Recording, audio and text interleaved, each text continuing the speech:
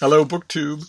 It's Wednesday again, and that is New Comics Day again, where comic shops put out all the latest issues. And as I mentioned last Wednesday, I don't right now buy any ongoing superhero titles from Marvel or DC, which is kind of strange for me. Usually, I have in the past. Two factors have combined to make it so that I don't anymore. One is that the industry is now geared towards the sale of graphic novels, of collections of comics, so that not only does it regularly happen, where once it was an extreme rarity, but writers and artists do arcs, they do story arcs designed to become graphic novels. It's an absolute lock certainty in most cases that they will become a collection. And if you know that, if you're not risking anything by waiting, if you're really liking a series and you know that it's going to be collected into a book, then why buy the individual issues? It's a racket, and a lot of comics fans that I know, a lot of the young people and older people who go to the comic shop that I go to, are firmly trapped in that racket and don't even seem to mind that they're literally paying for the same thing twice. They get the individual issues, and then they get the collection. So I largely stopped. The minute I realized, this was years ago, the minute I realized that the major story arc of almost any comic book is going to be collected, I didn't have much incentive to hurry to buy the latest issue of anything. And the second reason why I don't buy individual issues is because a lot of the comics that I would buy, either the character has no ongoing comic every month, or their comic isn't particularly good. So, like, for instance, I would never in a million years miss a really good quality run of Conan the Barbarian. And I have collected over the years many such runs. But right now, the couple of Conan limited series or ongoing series aren't particularly good, in my opinion. They aren't particularly well done. And of course, I've mentioned on this channel many times before my beloved Legion of Superheroes, a team of superpowered teenagers 1,000 years in the future fighting evil wherever they find it, which has a 50-year history with DC Comics, and has been a regular backup in Adventure Comics and Superboy Comics. Have had comics of their own. There was one glorious point where they had 2 monthly comics every month. Now the Legion doesn't have a comic of its own, so I don't have that. And you might be thinking, well, what about the Justice League? What about Superman? And I do occasionally buy Superman or Justice League, but they tend not to maintain my interest. Usually I drop off when one of the two of them, Superman especially, does something extravagantly stupid that I'm just going to have to wait out. like for instance, years ago, DC did a company-wide continuity overhaul that led to a completely different Superman. He had popped collars and a different costume with all sorts of nonsensical piping and a different attitude and a different relationship to his supporting cast.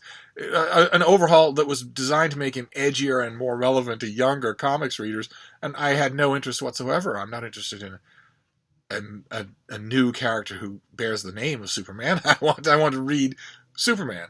So I stopped, and just recently I have read some runs of Superman, but I don't want to spoil anything here, although it's months old, so I don't think I am. But the identity reveal of the latest big anonymous threatening supervillain in the Superman comics is so fundamentally wrong, so fundamentally absurd, that I've dropped off again. So I see Superman comics on the shelf, but I don't get them. And when it comes to Marvel, I don't even know where to start. I don't even know where to start with Marvel. The last time I checked, I know that a lot of changes have happened, and there was news all over the comic book medium that a lot of changes are coming to the Marvel line. But the only Marvel comic that I ever bought with complete regularity was Thor. And in Marvel comics right now, Thor is a woman. He's the nurse, Jane Foster, the human nurse, Jane Foster, who doesn't have Thor's power. She is Thor, as if his identity is transferable. A bewildering concept that I've heard from comic book friends, from comic book people at my shop, that the Jane Foster Thor run is kind of good, but it's too mystifying for me to deal with, and that really runs me out of options. If a Legion comic were to appear, next week, I would probably buy it issue by issue, even if I thought it was going to be collected in collections, every 6 months. But none seems to be in the offing, and none of the rest of it, no superhero comic right at the moment trips my trigger. But you go to the comic shop anyway to show solidarity. And I went to a big one that has lots and lots of hardcover remainders, and I found one. I found one that it's an old collection that I don't have, of a character who, if he had a monthly comic book, I would certainly buy it. And that's Prince Namor the Submariner. This is a Marvel Masterworks volume number 5 that collects a rather busy cover that they chose. One of the issues is a rather busy cover. I guess from this run, there really isn't anything they could have done about it. But these are issues from the 1970s, from when Roy Thomas was writing the Submariner. And some of the issues in here are just terrific. I just love them, and I have them. I have them in boxes, falling apart, falling to dust. I have there's some make-weight issues, of course, in this collection, but there's a 2-issue storyline in which the Submariner teams up with the Silver Surfer and the Hulk as sort of a forerunner of Marvel's Defenders team that I remember liking quite a bit. I read it when it came out on the newsstand. And then the 3 of them, the Hulk, the Silver Surfer, and the Submariner, a team that is pretty much unbeatable, goes up against the Avengers.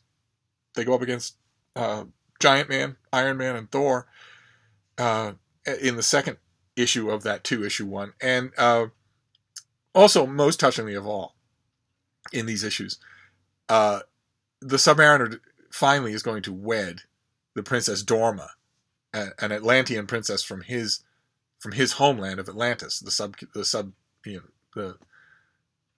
ocean bottom realm of Atlantis, where he is king. He's finally going to wed her, and we get to the wedding day, and the issue is just wonderful. Roy Thomas pulls out this great narrative gimmick to move the story along for the issue of the wedding day by starting various segments of the issue with "Where were you on the Submariner's wedding day?" If you were our villain, this is what you were doing. Then you get a chunk of pages about the villain. If you were the Atlantean people, you were getting ready to celebrate. If you were the Submariner himself, this is what you were doing. And I loved the issue. And then there's a big reveal on the very last panel, the very last page. And then Roy Thomas followed it up.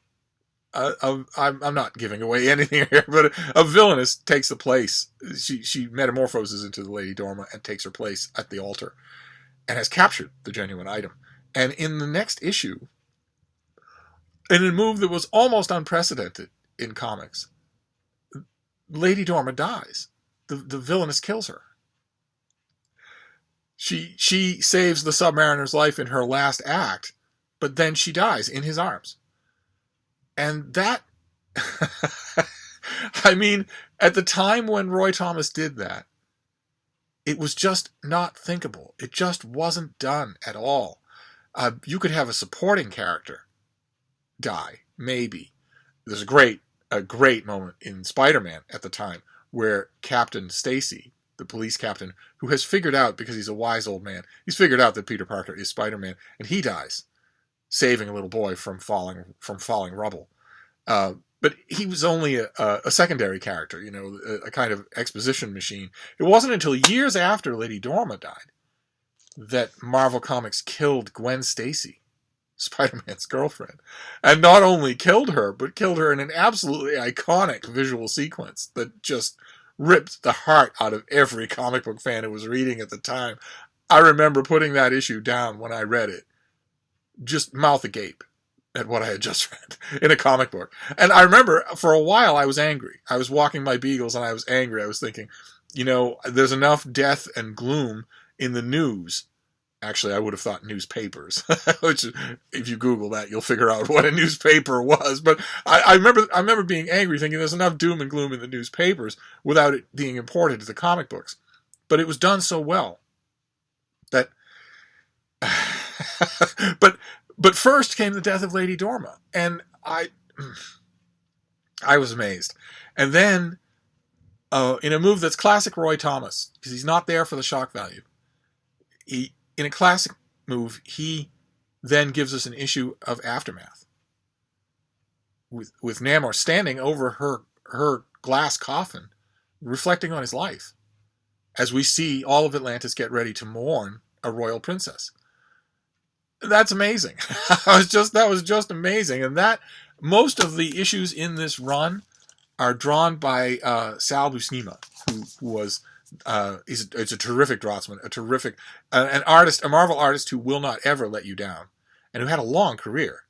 But that career was always in the shadow of his older brother John, who also never let you down, but was an absolute genius, where his brother was not. His brother did some terrific work. You were never sorry that you were looking at Sal Buscema visuals, but John Buscema, at the height of his power, I mean, in my opinion, he kept working longer than he should have, until the point where he couldn't really do backgrounds, where he couldn't really do, where his sense of composition deserted him.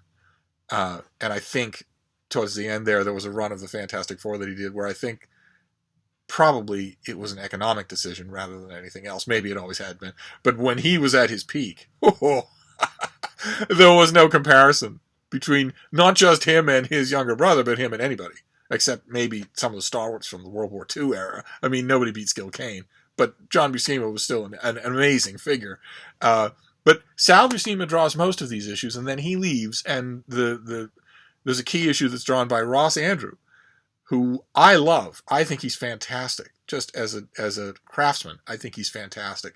And he then went on to a very long run on Spider-Man. That's just terrific. just terrific. But this was at a time when comic book writers and comic book artists did a lot of work. They didn't swan. They didn't sign on for an 8-issue miniseries and disappear after 6 issues, and everybody just expects that.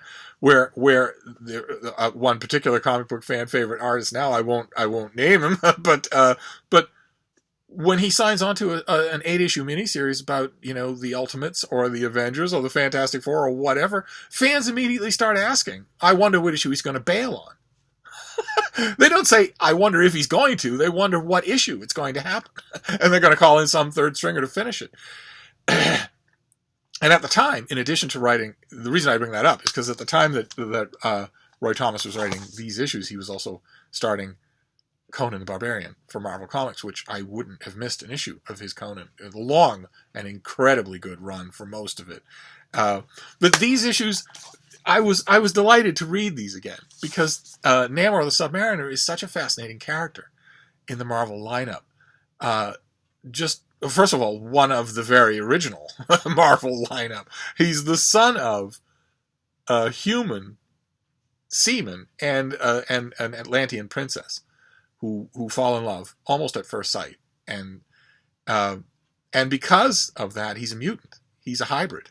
He grows little wings on his ankles that give him the power to fly, which neither humans nor Atlanteans have. He has pale skin, like a human, but he can breathe underwater, and he's incredibly strong. According to the greatest reference work of our era, I'm of course referring to the official handbook of the Marvel Universe, the Submariner can lift 85 tons, which puts him squarely in the upper brackets of Marvel characters, a step below Thor or the Hulk, but still one of the strongest characters that they have. And he's a fascinating story. He's a fascinating story. He was originally a tossed-off idea from a very handsome and very troubled young man about whom I could tell you stories, BookTube, someday when we have SteveCon and the wine has been flowing. I will tell you stories about the Submariner's creator, Bill Everett. Uh, a Boston boy who had an unbelievable imagination. It never stopped turning. It never stopped churning. And he originally tossed off the idea of the Submariner, of Namor the Submariner. That was Bill Everett's idea of subtlety, was to reverse Roman and just use Namor. He originally tossed off the idea for something that was just going to be a giveaway, and then thought better of it, and the publisher of Timely Comics thought better of it, and expanded it a little, and it became the Submariner segment in Marvel Comics #1, which gives the Submariner as old a pedigree as virtually anyone in Marvel. Him, the Human Torch, and Captain America. And right away, in those early Bill Everett stories, you see, well, first of all, his Submariner talks like his Submariner talks like a 1930s Boston tough boy. But the noticeable thing about him is that although he eventually signs on to fight what he refers to as the Ratsies, he doesn't have a particularly deep love for humanity, and certainly doesn't consider himself to be human.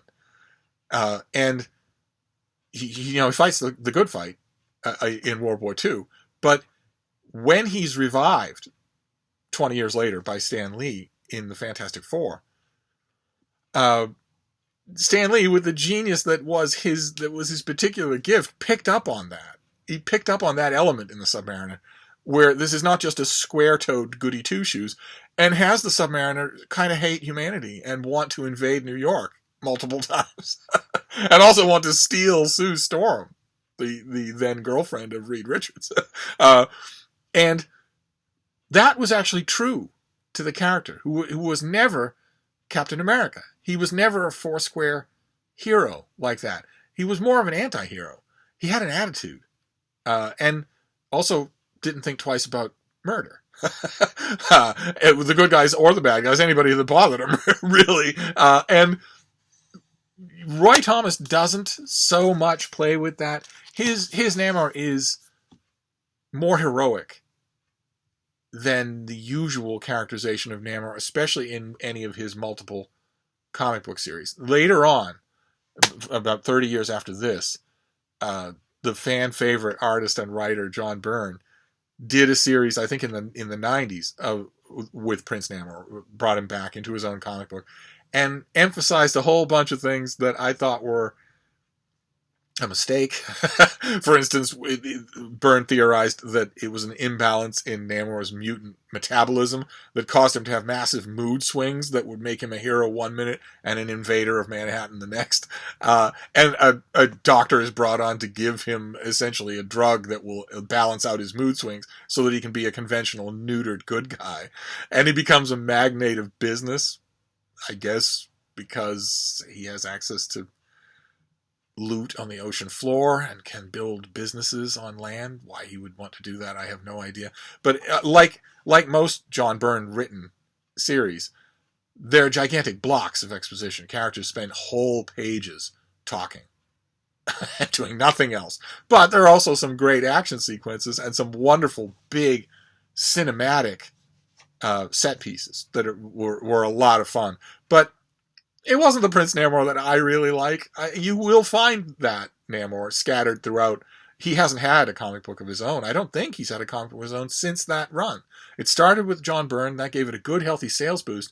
And then when Byrne left, I think Jay Lee came in as the artist. And that series petered along for a while. And I don't think the Submariner has had...